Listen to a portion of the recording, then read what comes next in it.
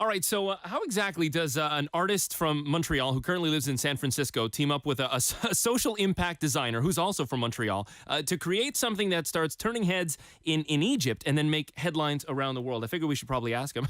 Wong, who's from Saint Laurent, and Laura Francois from DDO. Hey guys, thanks for taking the time. Thank you. Thank you. So all this winter, to set people up and understand, what exactly you guys did at the Mall of Arabia in Cairo, Egypt. It's your latest creation, big art installation piece. You guys, you made a closet, but wait a second, it's not just any closet, right? This is a very special closet, and it's a big one too. Yeah, we think it's the world's tallest closet. We weren't able to find a taller one online. This one's 9 meters tall, about 5 meters or 6 meters wide.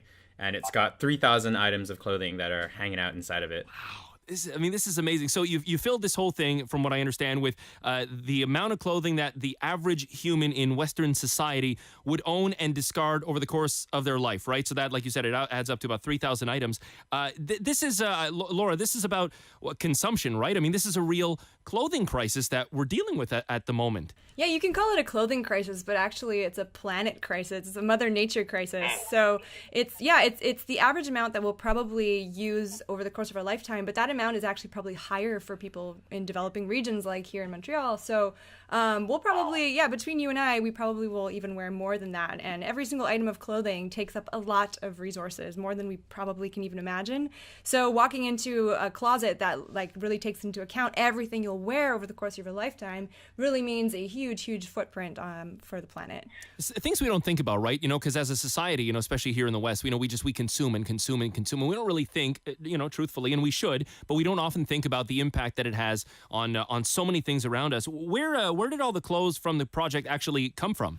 Yeah, our clothing was collected from local university. Fayoum University kind of came together. A bunch of students, just about 100 students came together and just donated items of clothing. And, we got all sorts of things. Like we didn't know what we would expect, what we would actually get, but we got things from like toddler size all the way to like long robes, just about everything in between. So that enabled us to like structure our installation from like young person clothing all the way down to like super long dresses, which we thought was like super interesting from a visual standpoint. It's visually stunning. When I saw the photos and some of the video of it, I went, wow. I mean, I don't think you really, and probably you guys too, as you were conceptualizing this and putting it together, you probably didn't realize what it would look like and what kind of an impact it would have visually until it was finally done. What did you say when you first saw this thing up at the Mall of Arabia? What was your first thought?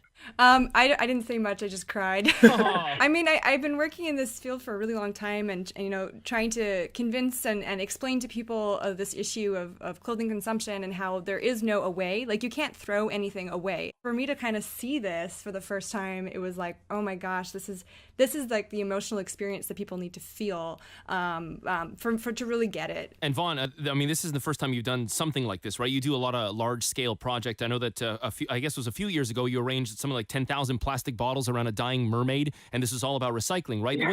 Was that shot here in Montreal? Yeah, that was actually shot in Pointe Claire. I've been trying to do larger scale installations for a little while now. I've tackled like electronic waste, fast fashion, plastic pollution, and so basically love the idea of converting stuff in like statistics into art and being able to give people a sense of scale and volume, because in some ways it's just really interesting to, so you know how you look at the world and you're like, oh, it's so big, it's so complicated, I can't make a difference. But then when you look at like how much a single person might accumulate over their lifetime, that number suddenly becomes a little more empowering, in that like you might not be able to change the world, but you can change yourself, and you have this much power too. So I don't know, I kind of found that really interesting.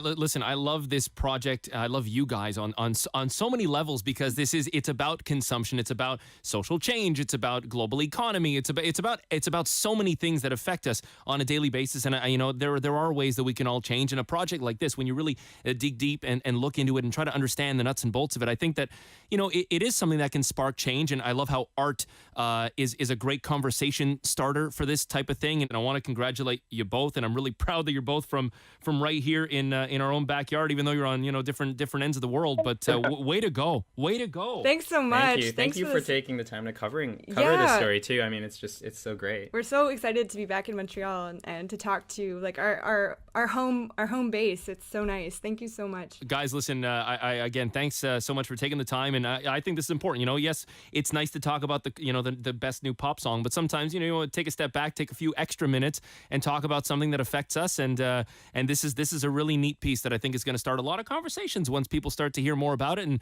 the next one's going to be even bigger and better, I'm sure. So congratulations, safe travels wherever you might be in the coming weeks and months. And next time you're in town, make sure you reach out. Okay, don't be a stranger. Thanks, guys. Appreciate it. Okay. All right, bye.